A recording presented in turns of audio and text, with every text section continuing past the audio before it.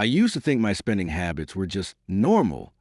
Everyone around me was doing the same, ordering food almost daily, upgrading phones even when the old one worked fine, saying yes to every weekend outing without thinking twice about the cost. I didn't feel rich, but I also didn't feel poor. Still, at the end of every month, I was confused. My paycheck came in and somehow it disappeared. I'd tell myself I needed a budget. I'd download an app, set goals, and then ignore them within a week. Nothing stuck until I hit a point where I was just tired. Tired of overdraft warnings. Tired of pretending. Tired of feeling like money was always running the show. So I did something drastic. I stopped everything. Cold turkey. No spending unless it was essential. No takeout.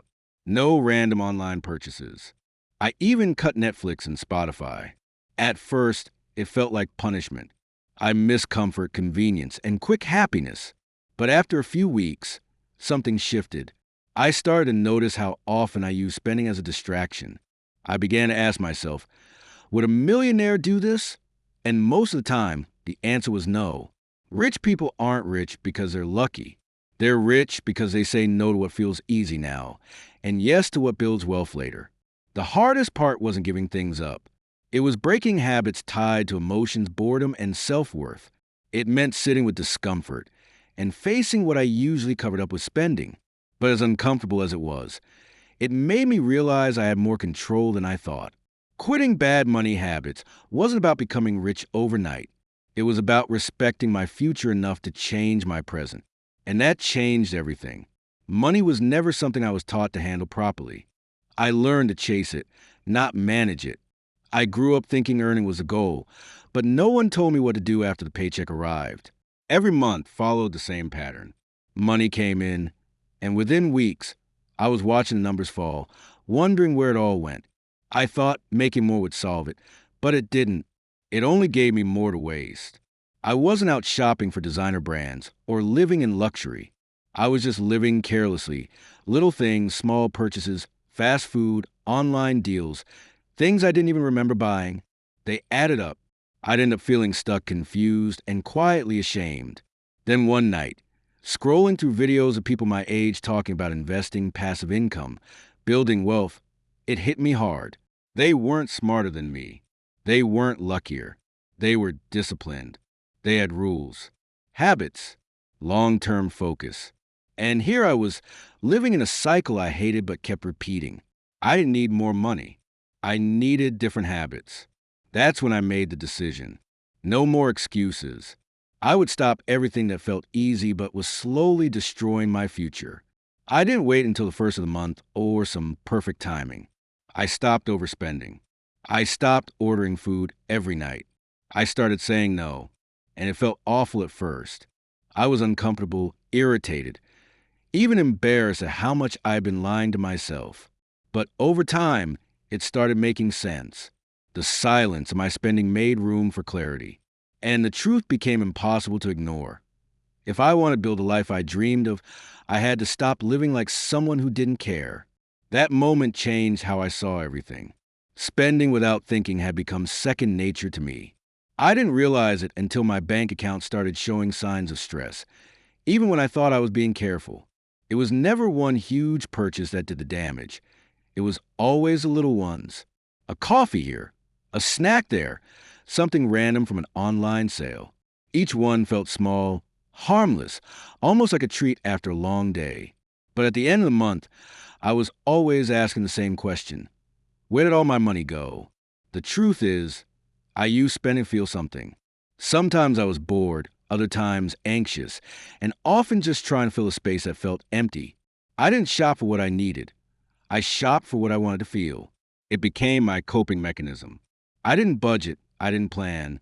If I had the money, or thought I did, I spent it. I was trying to fix my emotions with purchases. That's the part no one talks about enough. When I started studying how wealthy people handle money, I saw a pattern. They didn't make emotional decisions with their wallet. They asked themselves whether a purchase aligned with their goals. So I started doing that too. I paused before buying anything. I started writing things down, giving myself 24 hours to think. Most of the time, I realized I didn't really want it. I just wanted relief from stress or boredom. I also deleted all food delivery apps, unsubscribed from email promotions, and left my debit card at home when I went out. It was uncomfortable at first, really uncomfortable, but slowly I began to feel something new: control. I didn't just stop wasting money. I stopped using it as a bandage. That changed everything for me. Living paycheck to paycheck felt normal for me. It was what everyone around me did. You get paid, you pay the bills, you treat yourself a little, and then you wait, counting the days until the next deposit. I thought it was just how life worked unless you were rich. The problem was, it wasn't just about money. It was the constant anxiety that came with it. Checking my bank account before buying groceries. Holding my breath when my card got swiped. Borrowing from next month's money to cover this month's mess. It felt like being stuck in a loop I couldn't escape. What made it worse was how easy it was to justify. Rent, food, fuel, it all felt essential. But the truth was, I wasn't being honest with myself. I had no plan. I didn't save first. I didn't track where my money went. I just reacted. Every paycheck was gone before I even understood how I'd used it. It felt like my money owned me, not the other way around. That changed when I started treating saving like a bill, something I had to pay no matter what. I started small, just 10% of every paycheck. I moved it to a separate account the moment I got paid. I didn't wait to see if anything was left over. At first, it felt weird. That money felt off limits, even though it was mine. But after a while, something shifted. Seeing a savings balance build slowly gave me a strange kind of peace I'd never felt before. I didn't have to panic over small emergencies. I wasn't surviving anymore. I was preparing. And that made me realize real freedom doesn't come from making more. It comes from keeping more. That's something no one ever taught me. But it changed how I live. For a long time, I avoided looking at my bank account. Not because I didn't care, but because I was scared of what I'd see. Every time I spent money, I told myself I'd check the balance later. But later usually meant when a payment bounced or my car declined unexpectedly. I convinced myself ignorance was better than anxiety. But deep down, I knew I was losing control. I was guessing instead of knowing, and that made me feel powerless. One day, I finally forced myself to log in and look through every transaction from the past month. It was a mess. Subscriptions I had forgotten. Random little purchases that didn't seem like much in the moment, but added up to thousands. Delivery fees. Extra charges from apps. Things I didn't even remember buying. It was overwhelming. But something changed in that moment. I realized I couldn't fix what I wouldn't face. From then on, I made it a daily habit to check my balance. Not obsessively, just enough to stay aware. I started tracking where every rupee went. I categorized things: needs, wants, useless. I canceled subscriptions I didn't use. I stopped spending on things that didn't feel necessary. The more I tracked, the more I understood my behavior. I wasn't bad with money. I was just uninformed. I had let money move in and out of my life without any intention.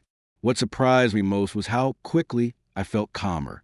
I didn't expect peace from checking my balance, but that's exactly what I got. The fear faded. The shame faded. And in its place came clarity. I started making decisions, not reacting to disasters.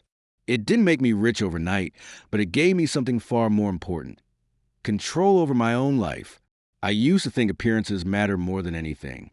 Every time I scrolled through Instagram or went out with friends, there was this pressure to look a certain way.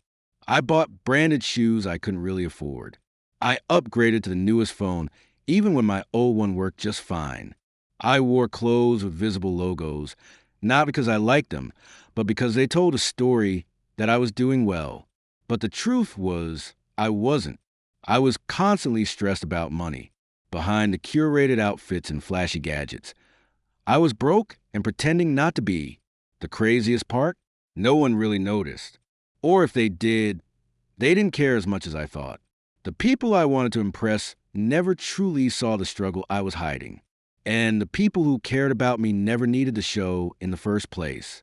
I realized I was spending money to impress strangers who weren't even paying attention. Meanwhile, My savings were non. The shift happened slowly. I started wearing basic clothes that felt comfortable. I stopped chasing trends and started focusing on needs. I kept my phone for 3 years. At first, I felt self conscious. I thought people would notice, judge me, think less of me. But nothing happened. Life moved on, and I felt lighter, not just financially, but mentally. I wasn't carrying the burden of pretending anymore.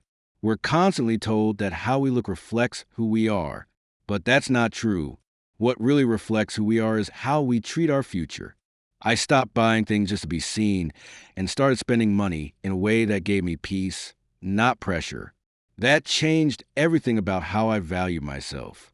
For the longest time, I bought things for other people, not for myself. Expensive shoes I barely wore. A phone I couldn't afford just to keep up with friends. Clothes with big logos because I thought they'd make me feel valuable. Every purchase felt like I was building an identity, but it was hollow. I wasn't buying comfort or quality. I was buying approval. The worst part was I didn't even realize it. I thought I liked those things. But the truth was, I liked the feeling of fitting in. I wanted to be seen as successful, even if my bank account told a different story. Social media made it worse. Everyone seemed to have more. More style, more gadgets, more confidence. I felt pressure to keep up, even if it meant going into debt or skipping bills. I thought if I looked like I had it together, maybe I'd start to feel that way inside too. But it never worked. The satisfaction faded quickly, and the shame stuck around longer. Then something changed. I started focusing on people who actually had money, real wealth, not the performative kind. They didn't show off. They didn't wear designer brands unless it meant something to them personally. They weren't trying to prove anything. That hit me hard. I realized I was doing the opposite of what smart people did. So I stopped. I started buying for me. I stopped caring what others thought when I wore the same outfit twice. I traded trend for simplicity. And nothing bad happened. No one stopped talking to me. No one cared as much as I thought they would. That's when it clicked. The approval I was chasing didn't matter. What mattered was feeling at peace with myself. And that never came from what I wore. It came from finally being honest. I used to think making the minimum payment on my credit card was enough. As long as I wasn't late, I felt like I was being responsible. But each month, the amount barely moved. What I didn't fully understand was how the interest kept growing quietly in the background, feeding off my balance like it had a life of its own. I convinced myself it was manageable, but the truth is, it was just delaying the pain. I was stuck in a cycle, pay a little, spend more, repeat. It felt endless. One day, I checked the statement more closely. Out of the payment I made, barely anything went to the actual debt. The rest was swallowed by interest. That moment hit hard. I realized I wasn't making progress. I was just buying time. And time, in this case, was expensive. I felt angry at myself for not realizing it sooner. I had been paying for things I no longer owned or even remembered using. That realization stung. So I made a difficult decision. I took a big chunk from my emergency savings and cleared most of the balance. It felt like cutting off a limb, but I knew it had to be done. From that day on, I stopped using my credit card. I switched to cash and debit only. If I didn't have it, I didn't spend it. It wasn't easy. It meant saying no to things I wanted. But I started sleeping better. The stress of looming interest was gone. I felt more in control. And the strange thing? I started thinking more clearly. I stopped buying just because I could. I started asking myself if something was worth it. Without the weight of debt on my back, I could finally walk straight again. For most of my life, I thought financial knowledge was only for people who worked in banks or wore suits every day. I told myself it was boring, too complicated, or just not something I needed to worry about yet. I had this mindset that as long as I wasn't in major debt and was paying my bills, I was doing okay. But okay wasn't enough. I was living paycheck to paycheck, constantly stressed, and had no idea how to make my money grow. I avoided reading about finance because it made me feel stupid. Every article felt overwhelming, filled with terms I didn't understand. So I just ignored it and kept hoping things would somehow fix themselves. The truth is, it was fear. I was afraid of feeling behind. I was afraid of realizing how little I knew. But what finally pushed me was watching someone younger than me talk about how they built an emergency fund, started investing, and were already planning for retirement. That stung, not because I was jealous, but because I knew I could have done the same if I had just started earlier. So I made a decision. I picked one video on personal finance and forced myself to watch it. Then another. I started small, 10 minutes a day. I began following creators who explained things in simple language. Slowly, I stopped feeling dumb. I started learning terms like compound interest, budgeting percentages, emergency funds, and index funds. What felt impossible before started making sense. And once it did, I couldn't stop. I started applying what I learned, even if it was just setting small savings goals or understanding how interest worked. Learning about money gave me confidence, not because I became an expert, but because I stopped pretending and started taking responsibility. That shift was long overdue. I used to tell myself I'd start fixing things tomorrow. It became my favorite excuse. I'll start saving next month. I'll cancel that subscription later. I'll finally make a budget this weekend. But tomorrow always stayed out of reach, like a moving target I never got close to. It felt harmless, even logical. I thought I needed the right time, the right mood, or more energy. But the truth was, I was stuck in a loop of hesitation. I was scared of the discomfort that came with change, so I kept pushing it forward, hoping things would magically improve on their own. The problem with waiting is that life doesn't wait with you. Bills don't stop, responsibilities grow, and your future becomes harder to fix the longer you delay. I reached a point where I was tired of my own promises. I looked around and realized nothing had changed because I hadn't changed. That realization hit harder than anything else. It wasn't my job, my income, or bad luck. It was my habit of waiting.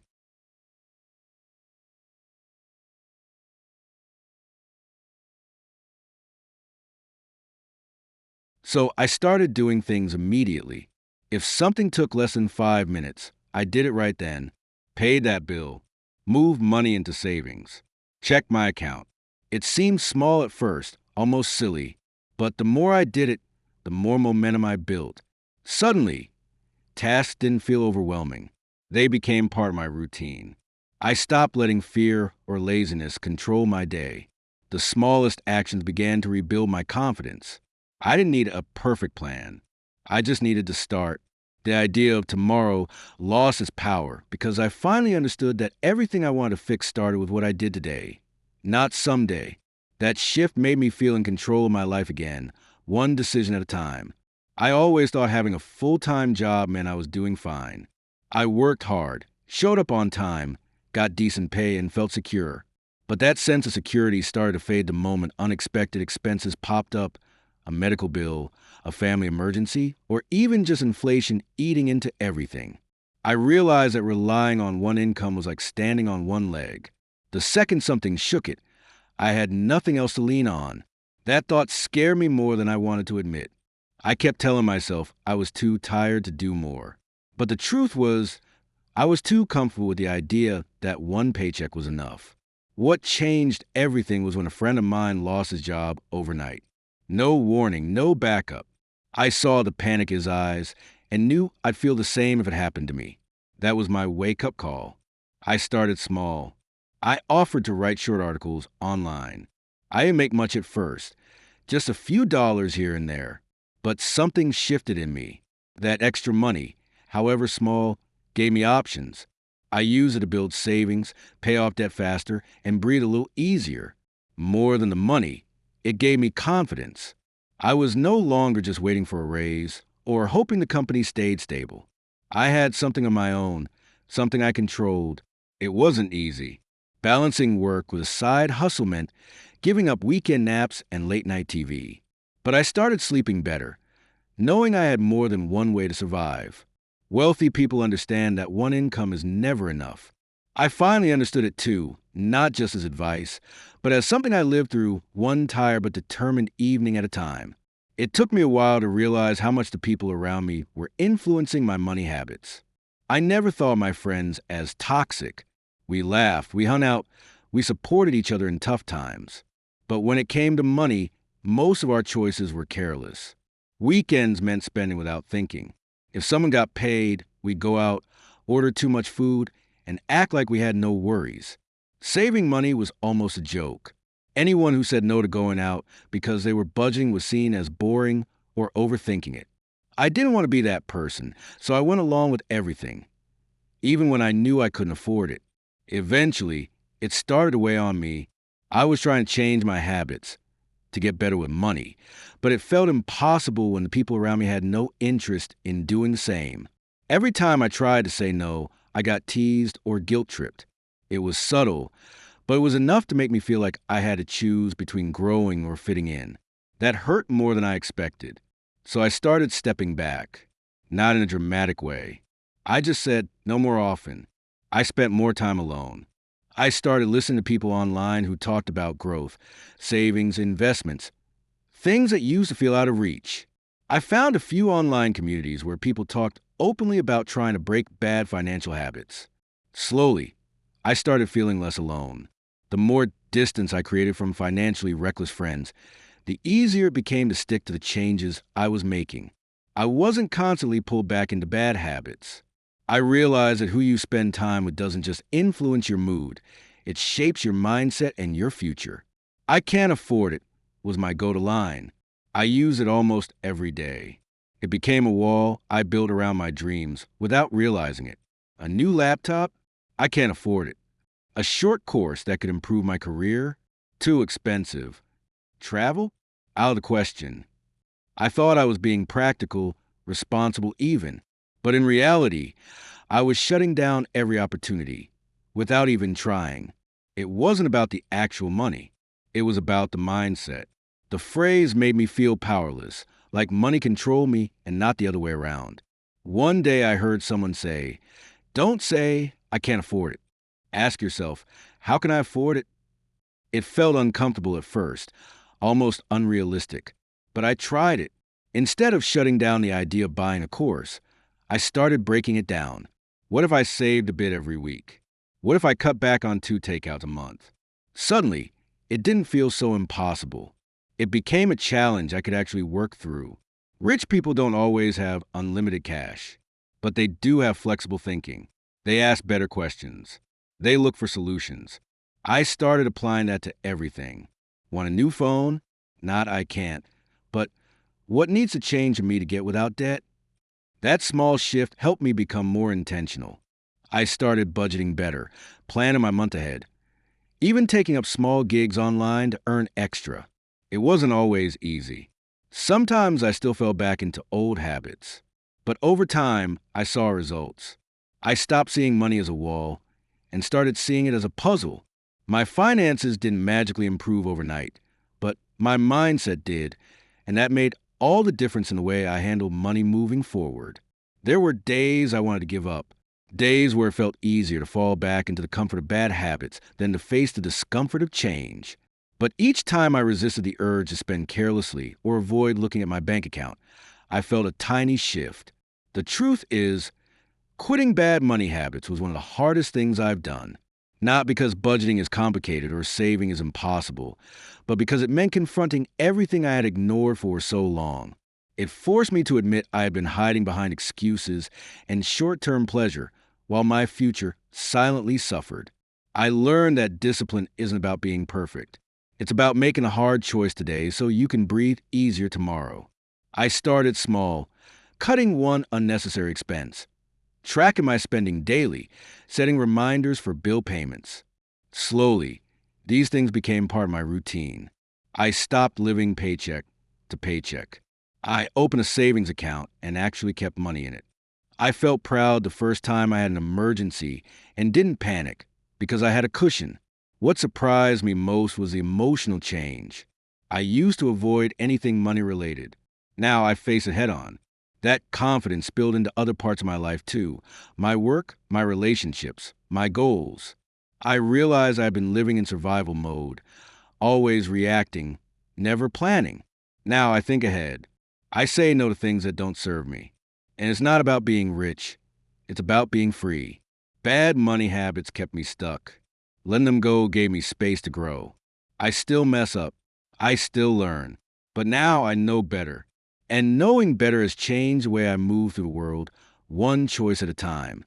Before you scroll away, ask yourself this: what's one money habit silently stealing your future? Drop it in the comments. Your story might be the wake-up call someone else needs. And if you're done being stuck in the same loop, hit that subscribe button. Not for us, for you, because real freedom starts with a decision. So what's yours going to be?